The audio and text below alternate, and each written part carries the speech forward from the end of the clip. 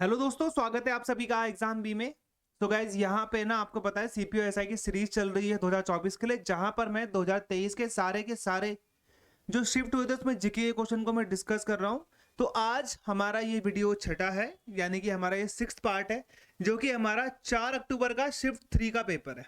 Okay, चलो हम इसको सॉल्व करते हैं। स्टार्टिंग से हम लोग स्टार्ट करेंगे। चलिए, पहला क्वेश्चन है, choose the incorrect statement out of the following. इसमें से आपको इनकरेक्ट स्टेटमेंट देखनी है। पहला है, most part of the country receive rainfall from June to September. हाँ बिल्कुल ठीक है भाई, 1 जून को आ जाता है और 15 सितंबर तक ये रहता है भारत में मानसून, तो ये ठीक है। The annual precipitation in Meghalaya is over 400 centimetre. तो ये एनुअल इससे भी ज्यादा है वैसे, तो ये भी ठीक है। मेघालय का मौसिन राम दुनिया का सबसे गीला प्रदेश है। गीला प्रदेश तो नहीं बोलेंगे, गीला शहर है। सबसे वेटेस्ट, ठीक है, wettest city in the world, wettest area in the world, जहां पे 1187 सेंटीमीटर बारिश होती है। समझ सकते हो आप। Some parts like Tamil Nadu coast gets a large portion of its rain during October and November. ठीक है, तो यहां पे बिल्कुल ठीक है। ये अक्टूबर और नवंबर में तमिलनाडु का जो कोस्ट है, कोरोमंडल कोस्ट, ये भी आता है एग्जाम में। तो यहाँ पे ना बारिश जो है वो नॉर्थ ईस्ट मानसून से होती है, हमारे साउथ वेस्ट मानसून से नहीं होती। जो संपूर्ण भारत है, उत्तर भारत, मध्य भारत और दक्षिण भारत का ये वाला एरिया, वहां पर जो बारिश होती है वो साउथ वेस्ट मानसून से होती है, जो कि आता है अरेबियन सी से, इंडियन ओशन से। अब वो 1 जून को केरला में एंटर करता है, उसके बाद वो पूरा चलता रहता है, उसके बाद वो सितंबर अक्टूबर तक वापस रिट्रीट हो जाता है, लेकिन वो तमिलनाडु में वर्षा नहीं करता है। तमिलनाडु, आंध्र प्रदेश, उड़ीसा के जो कोस्टल एरिया है, वहां पे जो बारिश होती है वो नॉर्थ ईस्ट मानसून से होती है। ये चीज का आप ध्यान देना, एग्जाम में आता है, तो ये भी बिल्कुल ठीक है। There is a increase in rainfall generally from east to west in the northern plain. Northern plain UP वाला एरिया हो गया। ओके, ये बोल रहा है ईस्ट से वेस्ट में अगर आप जाएंगे तो आपकी रेनफॉल जो है इंक्रीज होगी। कैसे इंक्रीज होगी? ये आपका रेनफॉल इंक्रीज कैसे होती है? जब वो साउथ से नॉर्थ में जाती है, क्योंकि केरला ये है आपका केरला, नीचे वाला एरिया, ठीक है। यहां से 1 जून से होते होते मध्य मध्य भाग से होते, यूपी से होते हुए वो ऊपर हिमालय से टकरा कर वापस आता है। तो या तो ये साउथ टू नॉर्थ होगा, या तो ये नॉर्थ टू साउथ होगा। ये ईस्ट ईस्ट टू वेस्ट तो हो ही नहीं सकता है किसी भी हालत में। तो ये आपका यहाँ पे गलत हो गया। चलिए, अगला क्वेश्चन है, how many cities are covered under the Atal mission for rejuvenation and urban transformation scheme. ठीक है, तो ये अमृत की जो स्कीम है ना, इसके तहत सबसे पहली चीज आपको यहाँ पे क्या ध्यान रखनी है कि जो अमृत स्कीम है ना, वो कब लॉन्च करी गई थी? तो कब लॉन्च करी गई थी? 25 जून 2015 में लॉन्च करी गई थी। कौन सी मिनिस्ट्री के तहत लॉन्च करी गई थी? महुआ, इसको हम बोलते हैं ministry of housing and urban affair. इसके मंत्री वर्तमान में कौन है? तो वो है हरदीप सिंह पुरी। ठीक है, ये आता है आपके एग्जाम में, ये मैंने बहुत बार एग्जाम में आपके देख लिया है, तो ये आपको यहाँ पे ध्यान देना है। तो कितने सिटीज को कवर करा गया है? 500 सिटीज को भारत में इसमें कवर करा गया है। अगला है, select the correct combination of the temple and the state in which it's located. Mahakaleshwar Jyotirlinga Uttarakhand में तो नहीं है, उज्जैन में है। उज्जैन मध्य प्रदेश में है। ठीक है, कामाख्या टेम्पल, बिल्कुल कामाख्या टेम्पल आसाम में है भाई, बहुत बड़ा टेम्पल है ये, बिल्कुल ठीक है। जगन्नाथ टेम्पल वेस्ट बंगाल, नहीं, जगन्नाथ टेम्पल वेस्ट बंगाल में नहीं है, उड़ीसा के पुरी में है। ओके, ये भी जगन्नाथ टेम्पल वेस्ट बंगाल दे रखा, दोनों में वेस्ट बंगाल दे रखा, ऐसे तो नहीं है। ये महाराष्ट्र दे रखा, अच्छा ये यहाँ पे महाराष्ट्र होगा। ठीक है, ये गलत कर रखा है। यहाँ पर एक पश्चिम बंगाल है और एक ये महाराष्ट्र, देखो हिंदी में लिखा हुआ है महाराष्ट्र, तो महाराष्ट्र में भी नहीं है। ये कहाँ पर है? पुरी में है। अच्छा, जगन्नाथ रथ यात्रा आपने सुना होगा, जगन्नाथ रथ यात्रा भी यहीं पे होती है। ठीक है, भारत का सबसे बड़ा सूर्य मंदिर, जैसे हम लोग क्या बोलते हैं, कोणार्क, वो भी आपको उड़ीसा में ही मिलेगा। कोणार्क की जो तस्वीर है भारत के कितने रुपए के नोट में? ठीक है, कोणार्क की जो चक्र की जो चक्र है उसका, उसकी जो तस्वीर है वो आपको कितने रुपए के नोट में मिलेंगी? 10 रुपए के नोट में देखने को मिलेगी। ओके, अब यहाँ पे एक और चीज है कि पारादीप एक बहुत बड़ा पोर्ट है उड़ीसा में। ठीक है, उड़ीसा के जो तट होते हैं, उड़ीसा के तट में ओलिव रिडले नामक कछुआ जो है वो प्रजनन के लिए आता है, वो भी आपको यहाँ पे ध्यान देना है। उड़ीसा में ये चीजें आपके लिए इंपॉर्टेंट है। अच्छा, आगे बढ़ते हैं हम लोग। The liability to pay the tax and the actual burden of which of the following taxes lies on two different person. ये बोल रहे हैं कि अब आपकी जो लायबिलिटी है कर को भुगतान करने की, टैक्स को देने की, वो दो अलग अलग व्यक्तियों पर निर्धारित है, दो अलग अलग व्यक्तियों पर इसका भार पड़ता है।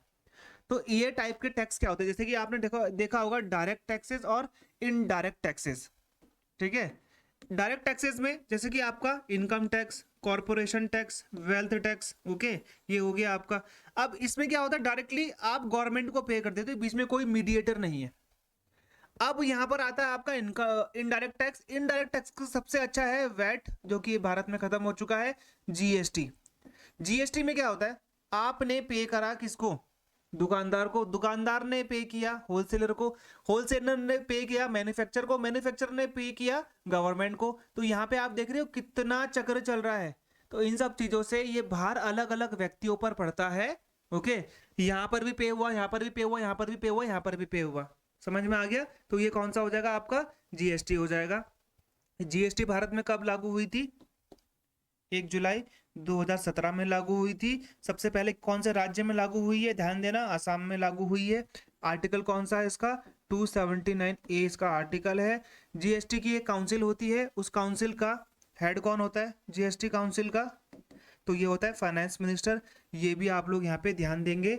अच्छा, भारत कौन सा वो कंट्री था जिसने जीएसटी लागू किया, वो 140वां कंट्री था। सबसे पहले जीएसटी कहाँ पे लागू हुआ था, तो ये फ्रांस में लागू हुआ था। ये भी चीज आप लोग ध्यान देना। भारत ने जीएसटी का मॉडल किस देश से उठाया है, तो वो कनाडा से उठाया। ओके, ये है आपका सबसे बड़ा question. Which of the following can not be grouped under physiographic division of India. Bharat के फिजियोग्राफिक डिवीजन को 6 भागों में बांटा गया है। सबसे पहले ध्यान देना, हिमालय रीजन। दूसरा, नॉर्थ के प्लेन्स। तीसरा, प्लेट्यू। चौथा, कोस्टल प्लेन। पांचवा, डेजर्ट। छठा, आइलैंड्स। इन 6 भागों में भारत को बांटा गया है। फिजियोग्राफिक डिवीजन भारत का भौगोलिक इसमें बांटा गया है। तो अपैलेशियन माउंटेन, अपैलेशियन माउंटेन नहीं है, क्योंकि अपैलेशियन माउंटेन तो नॉर्थ अमेरिका में है। ये तो एक माउंटेन है नॉर्थ अमेरिका में, ये चीज आप ध्यान देना। अच्छा, हिमालय में सबसे ऊंची चोटी कौन सी है, तो ये है माउंट एवरेस्ट, जिसकी ऊंचाई कितनी है, 8,848 मीटर है। ओके, भारत का सबसे बड़ा डेजर्ट कौन सा है, तो वो है थार डेजर्ट। दुनिया का सबसे बड़ा डेजर्ट कौन सा है, अगर मैं ड्राई डेजर्ट की बात करूं, तो वो कौन सा है आपका, सहारा। ठीक है, अगर मैं सबसे गीले यानी कि वेटेस्ट की बात करूं, तो अंटार्कटिका आ जाएगा, वो भी एक वो है। ठीक है, दुनिया का सबसे बड़ा आइलैंड कौन सा है, तो याद रखना, आप बता देना सर जी, वो ग्रीनलैंड है। अगर मैं दूसरे की बात करूं, तो गिनी। ठीक है, ये भी चीज आप लोग को याद रखना, एग्जाम में आता है ये सब चीजें। चलो, अचार ज्यादा दिन तक क्यों टिका रहता है, अचार अचार खाते हैं, आम का अचार हो गया, मिर्ची का अचार हो गया, मेरा फेवरेट तो मिर्ची का अचार है। तो यहाँ पर why do pickle last longer, ठीक है, क्यों होता है, क्योंकि यहाँ पे ना जो फंगल होते हैं, जो बैक्टीरिया होते हैं, वो प्लाज्मोलाइज्ड हो जाते हैं। प्लाज्मोलाइज्ड होने का मतलब क्या है, वो श्रिंकेज हो जाते हैं। ओके, अब वो यहाँ पे क्या हो जाएगा, जब भी कोई वो ऐसी हाइपरटोनिक सॉल्यूशन में आते हैं, जब भी कोई एक ऐसा हाइपरटोनिक सॉल्यूशन बनता है, तो यहाँ पर जो बैक्टीरिया होते हैं, जो फंगल सेल्स होते हैं, वो प्लाज्मोलाइज्ड हो जाते हैं, यानी कि बिखर जाते हैं, यानी कि सेग्रीगेट हो जाते हैं, बहुत छोटे छोटे उसमें हो जाते हैं। इसी वजह से यहाँ पर जो अचार है वो अधिक दिन तक चल पाता है। Okay, when was the prime minister employment generation programme MPEG launch, MPEG कब लॉन्च हुआ था, prime minister employment guarantee programme 2008 में लॉन्च हुआ था। Which state among the following started the Hornbill Festival to encourage interaction among the tribes and to promote the cultural heritage of the state? अब यहाँ पे ध्यान दो, ये आ गया आपका हॉर्नबिल फेस्टिवल। ओके, ये जो हॉर्नबिल फेस्टिवल होता है ना, देखो छत्तीसगढ़ में, छत्तीसगढ़ का सबसे बेस्ट कौन सा है भाई, अगर आप छत्तीसगढ़ का ध्यान दोगे तो वो कौन सा आएगा, इस चीज में ना सबको कंफ्यूजन है, हरेला और हरेली में। ये उत्तराखंड में मनाते हैं, ये छत्तीसगढ़ में मनाते हैं। वेस्ट बंगाल का तो दुर्गा पूजा सबको पता होगा। असम में सबसे बड़ा कौन सा है त्योहार? बिहू। नागालैंड का क्या है आपका? Hornbill festival. हॉर्नबिल एक बर्ड होती है, ये भी आप लोग ध्यान देना, ठीक है। तो ये नागालैंड में ये सब चीजें मनाई जाती हैं, और ये आपको यहाँ पे इतना इतना आपको लर्न रखना है, बस इतना है, ठीक है। एक आपका ना और आता है, ठीक है, एक आपका हॉर्नबिल फेस्टिवल और है, जिसे हम बोलते हैं पक्की पागा हॉर्नबिल फेस्टिवल। पक्की पागा हॉर्नबिल फेस्टिवल ये आता है अरुणाचल प्रदेश में। ये भी एग्जाम में आ सकता है क्योंकि करंट अफेयर है। The agriculture land below the main canal water level from the, देखो ये जो नहर है, मान लीजिए नहर है, ठीक है, ये नहर से यहाँ पे एक क्या जा रही है? इरिगेशन कैनाल जा रही है, ठीक है। अब इस जो जहां से कैनाल जा रही है, इसके नीचे जो भूमियां है, जो नीचे इसकी भूमि है, वहां पे तो आसानी से यहाँ पे इरिगेशन हो सकती है, सिंचाई हो सकती है। तो हम इसको क्या बोलते हैं? हम इसको बोलते हैं कमांड एरिया, ठीक है, जहां पर वो उसको पानी दे सकता है। ये ऊपर वाला एरिया मान लो, ये आपका लैंड, ये आपका कैनाल था, यहाँ पे रिजर्वियर था, कैनाल जा रही थी। अब पानी ऊपर तो जा नहीं सकता, पानी खींचना ही पड़ेगा। समझ में आ गया? तो आपका लिफ्ट सिस्टम काम आएगा। ओके, अच्छा, वारबंदी। ये वारबंदी क्या होती है? एग्जाम में आ सकता है। वारबंदी पाकिस्तान में यूज करी जाती है जहां पे टाइमली इरिगेशन होता है, टाइम के सिस्टमैटिक के हिसाब से इरिगेशन करा जाता है, तो वो होता है आपका वारबंदी। Identify the pigment that give blood its colour. रक्त को, खून को लाल रंग देने के लिए सबसे इंपॉर्टेंट कौन सा है? हेमोग्लोबिन है। ये आपको पता होना चाहिए, है ना, ये आपको पता होना चाहिए। ओके, अब यहाँ पे आया अगली चीज, क्लोरोफिल। क्लोरोफिल क्या करता है? पौधों में हरा रंग देता है भाई, ठीक है। और आपने पौधों में पीला रंग देखा होगा, फलों में, फूलों में, ठीक है। तो ये देता है सेंटोफिल। ये क्या हो गया आपका? जेंथोफिल जो होता है, ये आपका पीला रंग देता है।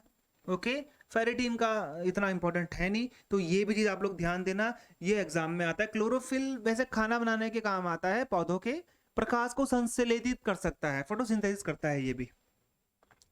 Who was the teacher of the famous musician Tansen? अच्छा, तानसेन बहुत इंपॉर्टेंट है भाई। तानसेन का रियल नेम क्या था? रामतनु पांडे, ठीक है, ये चीज है। ये ना पहले ग्वालियर के राजा विक्रमजीत सिंह के पास था, और इसको अकबर ने कौन सी उपाधि दी थी? तो उसको मियाँ की उपाधि दी थी, मियाँ की, तानसेन ने। दीप राग, मेघ राग जैसे कई यहाँ पर आपने देखे होंगे राग इसने करे थे। ओके, तानसेन का नाम बता दिया है। तानसेन अकबर के 9 रत्नों में था, ये भी आप लोग याद रखना। ओके, अब रविदास, स्वामी हरिदास, कालिदास, सूरदास, तो ये किसका था? स्वामी हरिदास का चेला था भाई। स्वामी हरिदास इसके क्या थे? ठीक है, वो ये इसके टीचर थे। अच्छा, रविदास, कालिदास का नाम आता है ना, तो हमेशा याद रखो ये 5 या फिर 6 बुक हमेशा याद रखनी है आपको। कौन सी सबसे पहले? रघुवंशम, दूसरा मेघदूतम, अभिज्ञान शाकुंतलम, अभिज्ञान शाकुंतलम,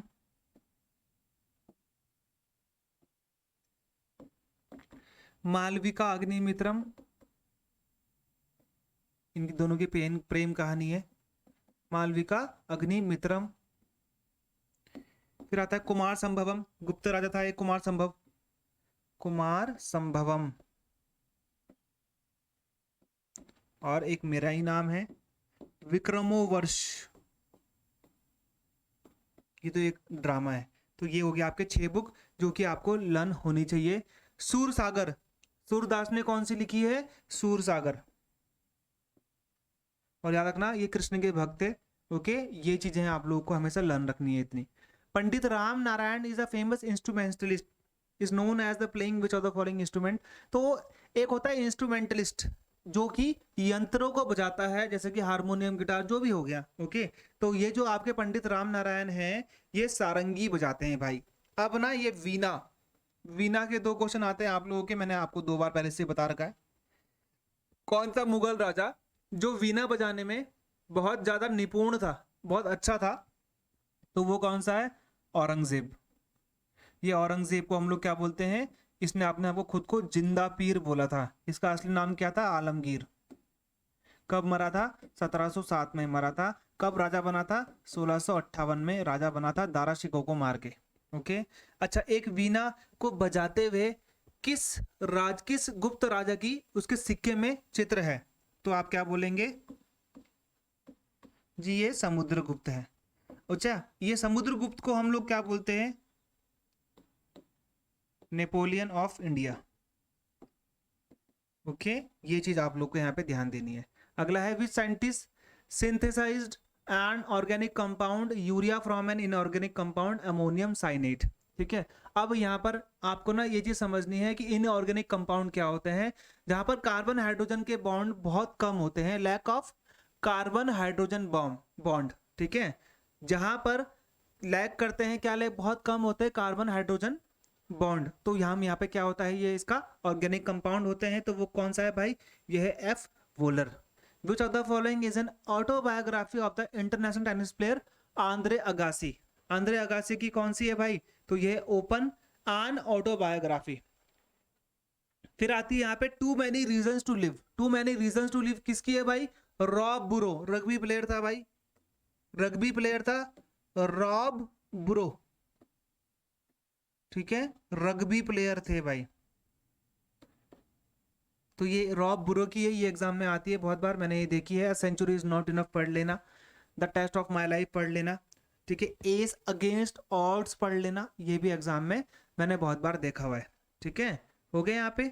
अच्छा, मैं आपको अब आगे बताऊंगा कि भाई क्या क्या है। जैसे a century is not enough Sourav Ganguly की है।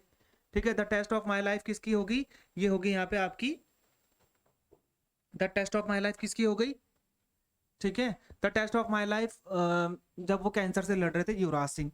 और कौन कौन सा है? एस अगेंस्ट ऑड्स मैंने बता दिया आपको। ठीक है, the test of my life मैंने बता दिया आपको। ठीक है, युवराज की है। Okay, the straight from my heart Kapil Dev की है। Straight from my heart Kapil Dev की है। A century is not enough Sourav Ganguly की है। सचिन की playing it my way. Okay, चलो, the Vishnu Rabha award 2019 went to the noted dash dance exponent Kumari लितजोनम एपाम्स की देवी। ठीक है, तो यहाँ पर विष्णु राभा पुरस्कार 2019 का इनको दिया गया था। तो ये कौन सा आप बोल सकते हो नृत्य करती हैं? तो कौन सा नृत्य करती हैं भाई? ओके, तो यहाँ पे देखो, ओडिसी के सबसे फेमस डांसर कौन से हैं? ओडिसी के सबसे फेमस डांसर कौन से हैं? तो ये हो गया आपका केलुचरण मोहपात्रा। केलुचरण मोहपात्रा, ये आपके ओडिसी के हैं, है ना। मणिपुरी के कौन है भाई? मणिपुरी के गुरु बिपिन सिंह, बहुत इंपॉर्टेंट व्यक्ति है गुरु बिपिन सिंह। कुचिपुड़ी पहली बात तो कहां पे होता है? आंध्र प्रदेश। ठीक है, तो यहाँ पे यामिनी कृष्णमूर्ति। ठीक है, शोभा नायडू ये है। कथकली के तो बहुत, कथकली कहाँ का हो गया? केरला का हो गया। ठीक है, तो कथकली से आप लोग देख लेना कौन कौन से हैं। एक मेरा सवाल आप लोगों से ये है, फेमस अदाकारा, बहुत ड्रीम गर्ल जिसको हम बोलते हैं, हेमा मालिनी, वो कौन से डांस में निपुण थी? कौन सा क्लासिकल डांस करती थी वो? ठीक है, which of the following right was deleted from the list of fundamental rights by the 44th constitution amendment act? अब आता है यहाँ पे दो चीज। 44th अमेंडमेंट एक्ट के तहत मोरारजी देसाई हमारे भारत के प्रधानमंत्री थे। 44th अमेंडमेंट एक्ट 1978 में आया था, ये भी चीज आप लोग ध्यान देना। ओके, 44वां संविधान संशोधन, तो यहाँ से क्या ले लिया था? राइट टू प्रॉपर्टी ले लिया था। ये आर्टिकल किस में था? 19(1)(f) में था और 31 में था। ये दोनों ही खत्म कर दिए गए। इसके बाद इसको किस में डाल दिया गया? आर्टिकल 300A में डाल दिया गया। अब ये हमारा लीगल राइट है। पहले हमारा मौलिक अधिकार था, अब ये हमारा कानूनी अधिकार है। अभी भी अधिकार है संपत्ति को रखना, संपत्ति को अर्जित करना। ठीक है, अगला देखो, which Manipuri dance expert founded Govind ji Nartanalaya dance school for women in Imphal? Imphal कहाँ पर है भाई? है ना, इम्फाल, बताना मुझे किसकी कैपिटल है। ठीक है, तो ये आपको पता होना चाहिए, गुरु बिपिन सिंह। ठीक है, गुरु बिपिन सिंह क्या करते हैं भाई, मणिपुर की क्या है, इम्फाल है, तो मणिपुरी ही ये डांस करते हैं, ये एग्जाम में आता है। Who was the eldest of 4 son of Babur, Babur के 4 बेटे थे, हुमायूं, ठीक है, मुझे इतना पता है सबसे बड़ा यही था, तो यहाँ पे सबसे बड़ा ही पूछा गया है। ओके, कामरान अस्करी हिंदाल, वैसे अस्करी था उसके बाद में, हुमायूं के बाद में, 4 इसके बेटे थे। अच्छा, बाबर 1526 में आता है, फर्स्ट बैटल ऑफ पानीपत लड़ता है, जिसमें ये इब्राहिम लोदी को मार देता है। ओके, और भारत में मुगल साम्राज्य की स्थापना करता है। उसके बाद ये 1530 में मर जाता है और काबुल में इसको दफना दिया जाता है, ये चीज आप लोग ध्यान देना। इसके बाद इसका बेटा बनता है हुमायूं, जो कि 1530 में बनता है राजा। ओके, इसके बाद ये 1540 तक रहता है, 40 के बाद इसको यहाँ से शेरशाह सूरी हटा देता है। उसके बाद ये दोबारा 1550 में आता है, जब 50 से 56 में ये राजा रहता है। उसके बाद ये सीढ़ियों से गिरकर मर जाता है, 1556 में यहाँ पे राजा बनता है अकबर। ओके, ये भी एग्जाम में आता है, इतना आप लोगों ने लर्न रखना है, ठीक है। अगला देखो, एज पर the article 361 of the constitution, who among the following shall not be answerable to any court for the exercise and performance of the power and the duties, यानी कि ये बोल रहा है कि भाई 361 आर्टिकल के तहत इनमें से कौन सा ऐसा व्यक्ति है जो अपने किसी भी कार्य के लिए कोर्ट में आंसरेबल नहीं है, यानी कि जो न्यायालय अगर कभी उससे पूछे कि आपने ये काम क्यों किया, तो यहाँ पे ये इस चीज के लिए बाध्य नहीं है कि बताना है कि मैंने क्यों करा, इसके पास पावर है, ऐसा कुछ नहीं है। तो वो कौन है भाई, सेक्रेटरी के पास हो नहीं सकता, चीफ मिनिस्टर के पास हो नहीं सकता, प्राइम मिनिस्टर के पास हो नहीं सकता, वो गवर्नर है, जिसको यहाँ पर अपनी पावर्स, अपने कुछ भी जो उसके पास शक्तियां हैं उसका इस्तेमाल करने के लिए कोर्ट के प्रति आंसरेबल नहीं है वो, ठीक है, ये चीज आप लोग ध्यान देना। What is the chemical formula for the aldehyde group, ठीक है, पहली बात तो एल्डिहाइड ग्रुप से आप लोग यहाँ पे ध्यान देना, ठीक है। एल्डिहाइड ग्रुप क्या होता है भाई, ठीक है, तो मेथेनॉल भी आप बोल सकते हो, ऐसा कुछ है नहीं इसमें, ठीक है, मेथेनॉल का भी होता है ये, तो ये माइनस डैश CHO भी आप लोग इसको यहाँ पे कह सकते हो, ये आपके एग्जाम में आ सकता है, ठीक है। तो मेथेनॉल ग्रुप भी होता है भाई ये एल्डिहाइड ग्रुप, ठीक है। How many balls are there in the over in cricket, तो मतलब मुझे लगता नहीं कि ज़्यादा आपको बताने की ज़रूरत है, ये सबको पता होगा, ठीक है। भारत 1983 में वर्ल्ड कप जीता था क्रिकेट का, 2011 में वर्ल्ड कप जीता था क्रिकेट का, 2023 में जीतते जीतते रह गया, है ना, सबको पता है कि भारत 6 के 6 मैच जीता था, लास्ट मैच हार गया बस, है ना, और ऑस्ट्रेलिया से हारा। ऑस्ट्रेलिया सर्वाधिक बार जीतने वाला, वर्ल्ड कप जीतने वाला यहाँ पे देश बन चुका है। तो 6 बॉल होती हैं भाई, ओके। चलो, in which year did Ernest Haeckel introduce the term ecology, ताकि ये इकोनॉमीज ऑफ लिविंग फॉर्म्स के बारे में यहाँ पे बता सकें। इकोलॉजी सीधा ये समझो, इकोलॉजी टर्म कब अर्नेस्ट हेकल ने यहाँ पे निकाली थी, तो ये निकाली थी इन्होंने कब, 1866 में, ओके, ये आता है एग्जाम में। मैं एक बुक पढ़ रहा था, वहाँ पे 1869 लिखा हुआ था, तो मैंने वहाँ पर भी करेक्ट करा, क्योंकि ये SSC का CPSI का पेपर है, आई थिंक इसमें 1869 इसमें दे भी नहीं रखा है ना, 66 है answer.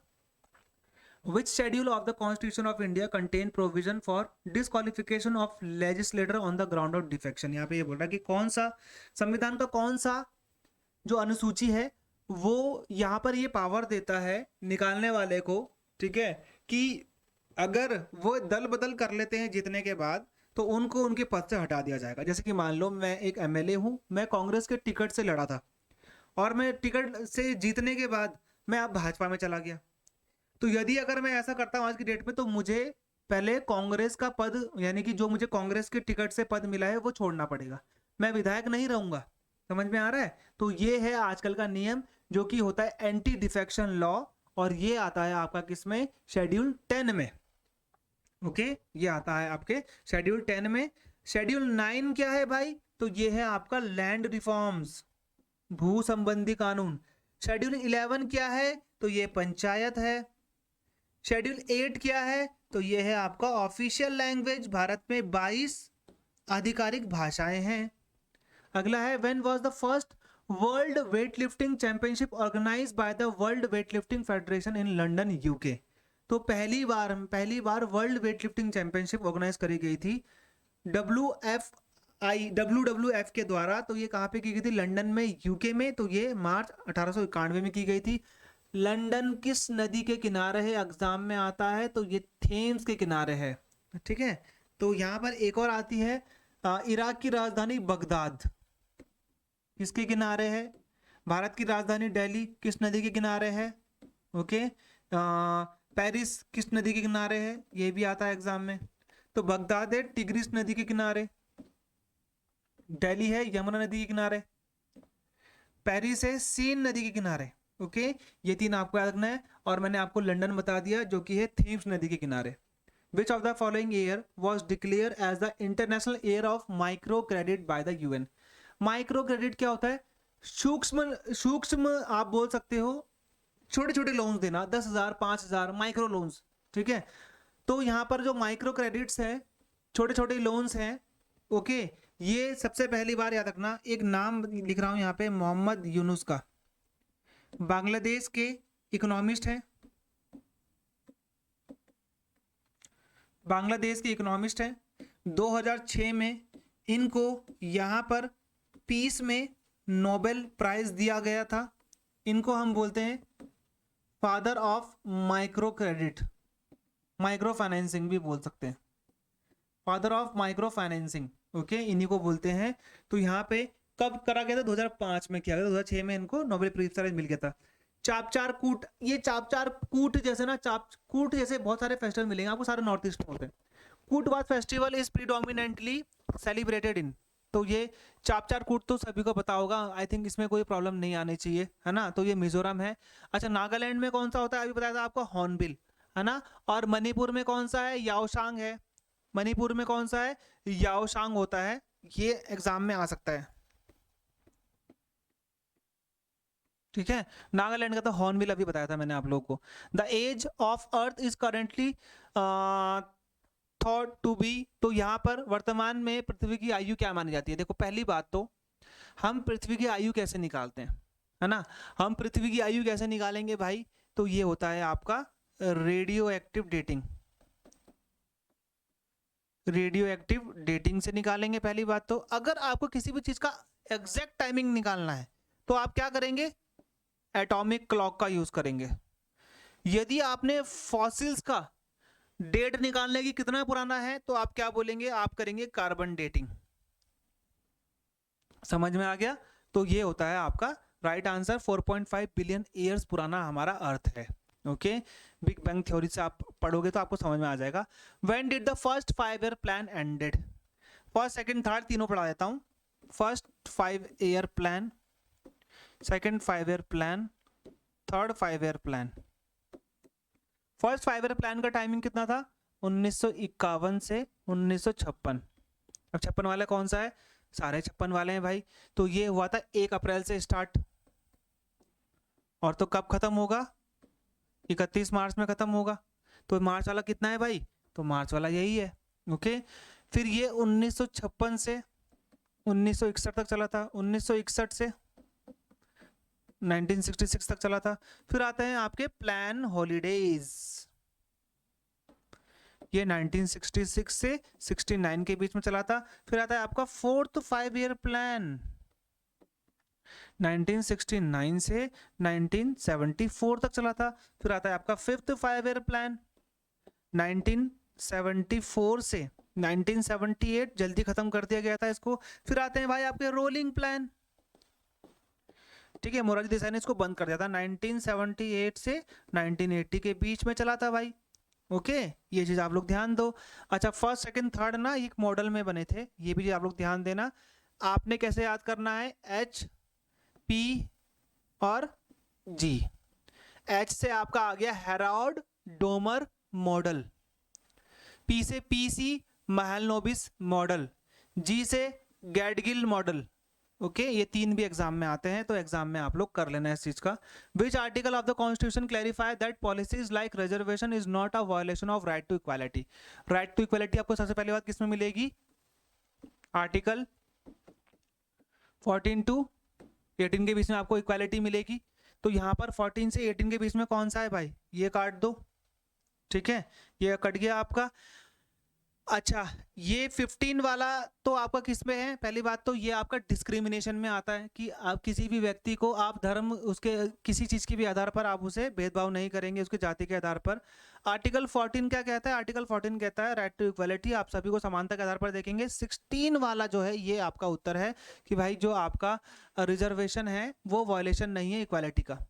Which of the following is not a correct match? Voltage का होता है वोल्ट्स, बिल्कुल ठीक है। रेजिस्टेंस का ऐसा यूनिट ओम होता है। कंडक्टेंस का सीमेन, बिल्कुल ये भी सही है। कैपेसिटेंस का डाइन, कैपेसिटेंस का डाइन तो नहीं होता, ठीक है। डाइन किसका होता है? कैपेसिटेंस का यहाँ पे आपने देखा होगा कि बहुत बार मतलब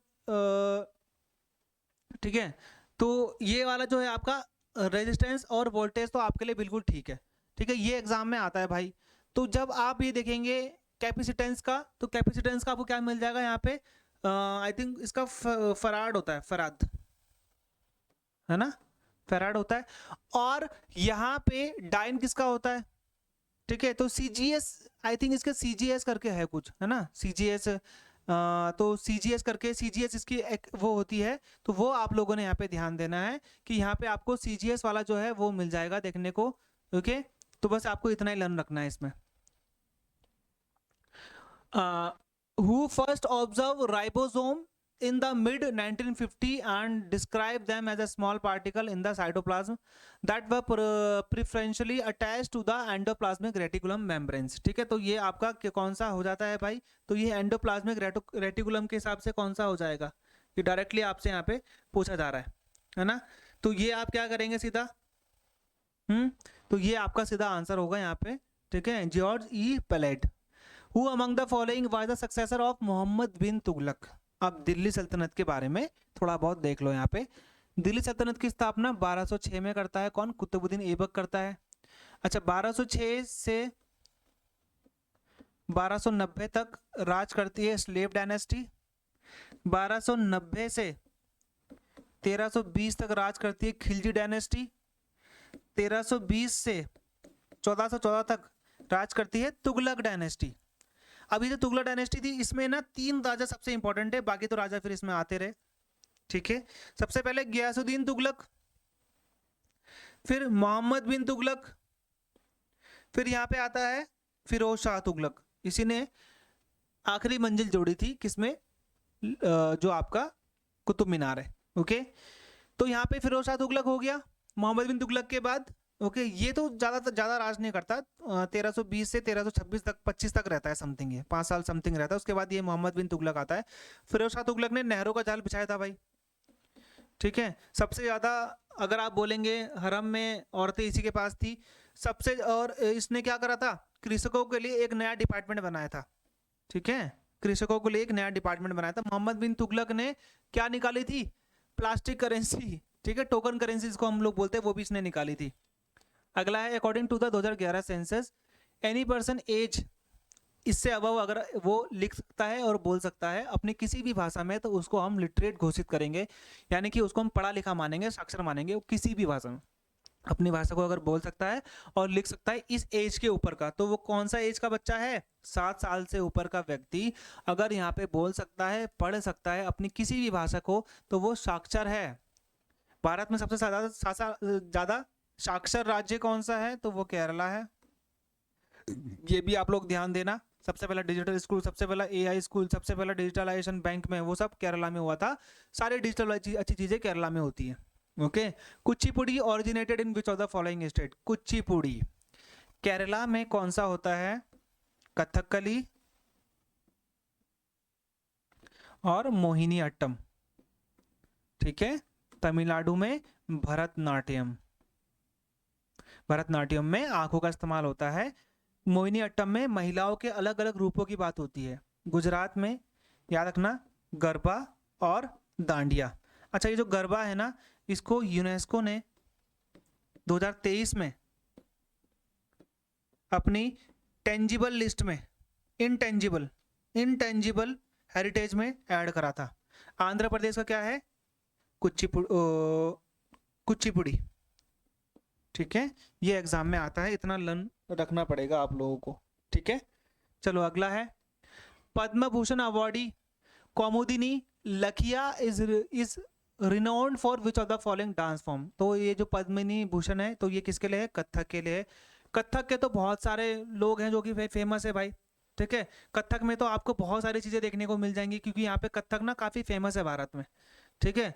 तो कथक का कौन कौन सा हो गया? पंडित बिरजू महाराज, सितारा देवी, लच्छू महाराज,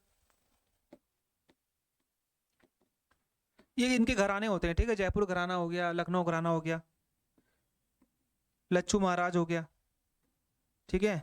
बिरजू महाराज, लच्छू महाराज, ओके।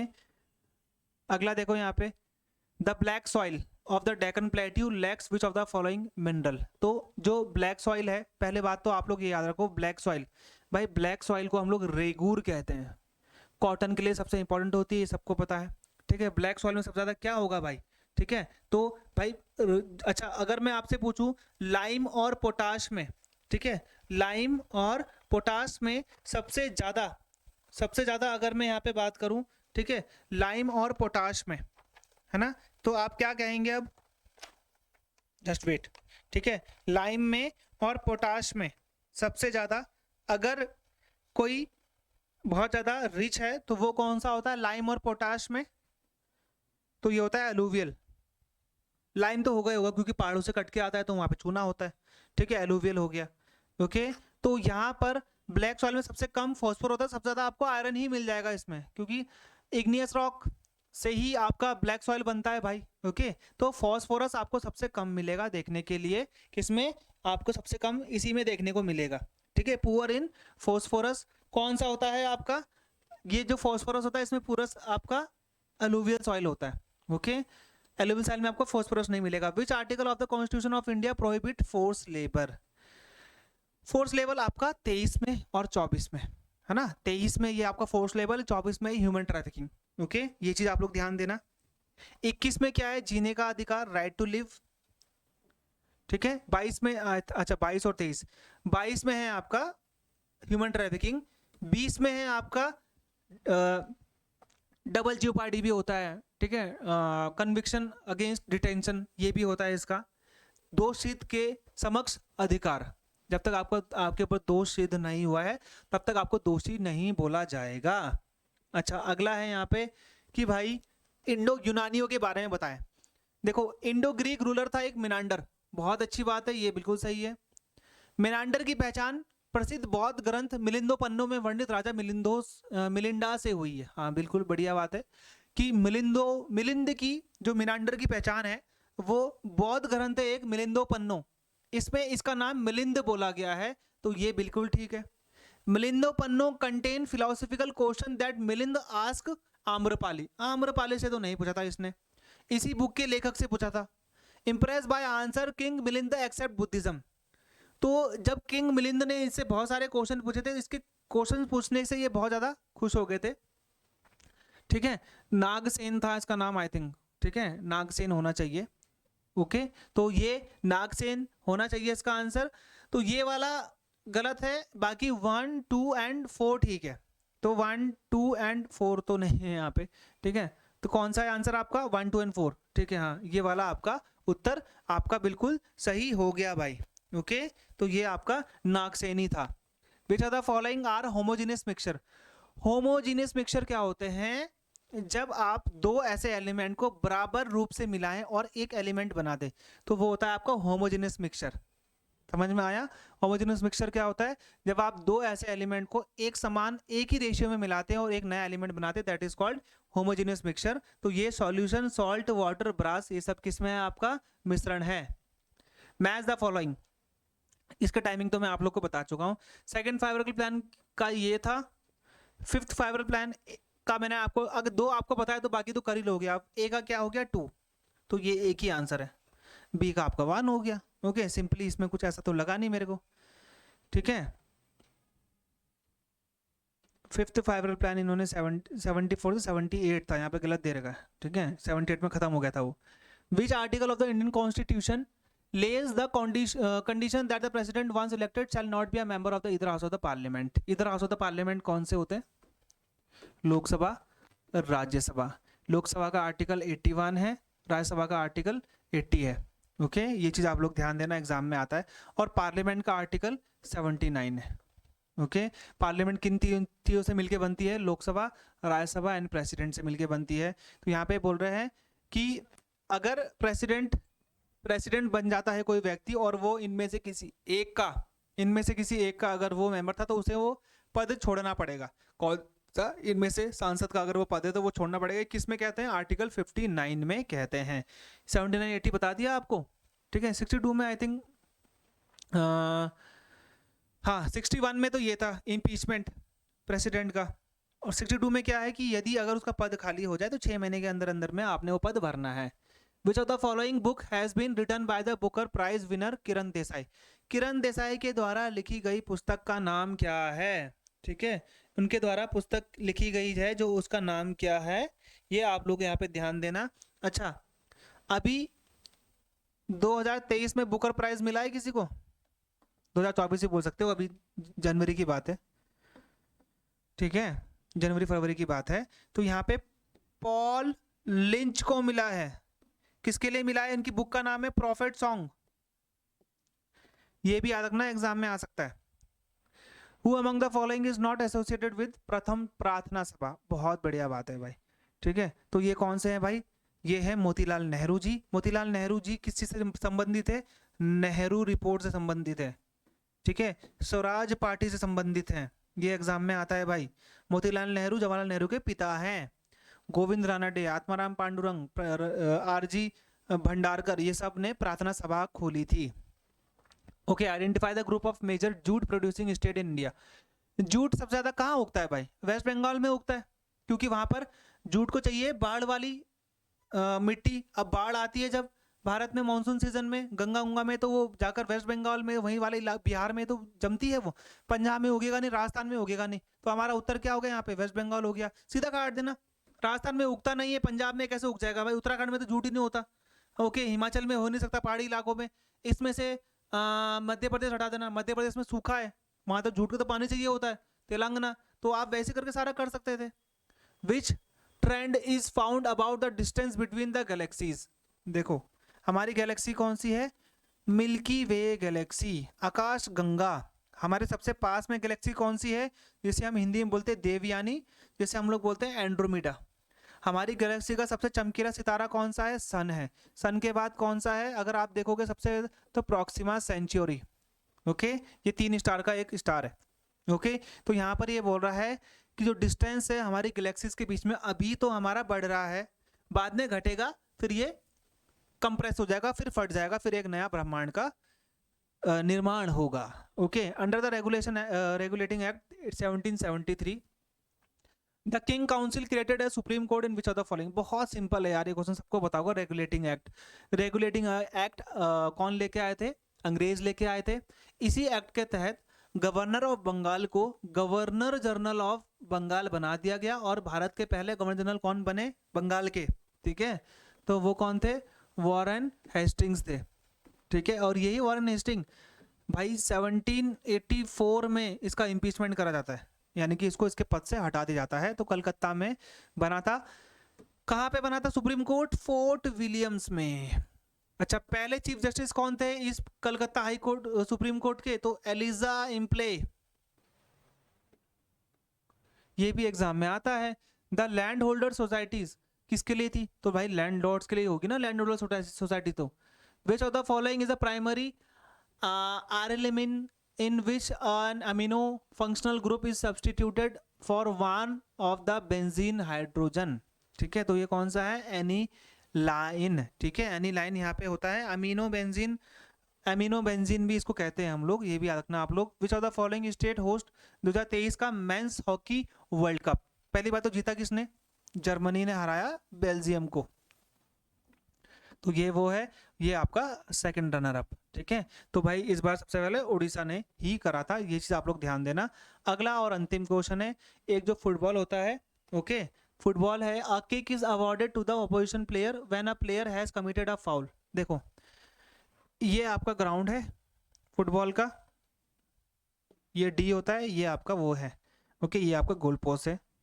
यहाँ पर अगर इस डी के अलावा ये जितना भी क्षेत्र है जो मैंने आपको लाइन से करा हुआ है, इस क्षेत्र में अगर कहीं भी फाउल होता है, या गलती से आप गलती करते हैं तो यहाँ से आपको फ्री किक जहाँ से फाउल होता है तो वहीं से आपको फ्री किक मिलती है, वहाँ से आप के 10 कदम दूर यहाँ पे बंदे खड़े हो सकते हैं, बार लगा सकते हैं और आप मार सकते हो गोल पे डायरेक्टली, आपको कोई नहीं रोकेगा।